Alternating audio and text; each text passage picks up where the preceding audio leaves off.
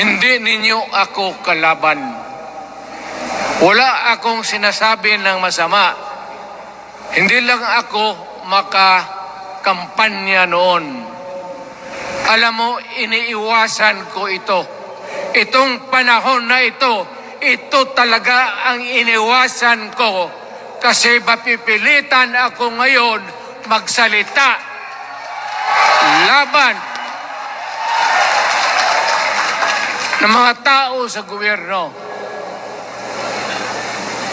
Alam mo, Mr. President, hindi ako maghingi ng tawad. Kagawan mo yan eh. It is your responsibilities sa sarili mo. What you do in this world binds you. Iyo yan. Huwag mong sisihin ang ibang tao kasi sarili mong utak at katawan yan.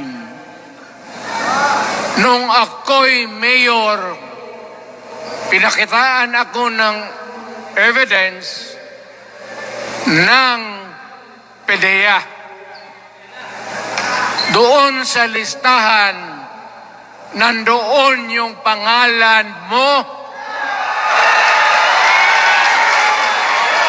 Ayaw kong sabihin yan kasi magkaibigan tayo. Kung hindi magkaibigan, magkakilala.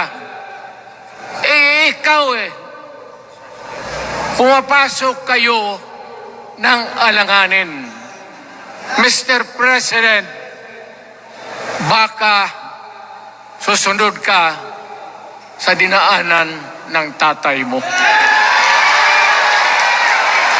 Diyan ako takot. Ayaw ko mangyari sa iyo yan.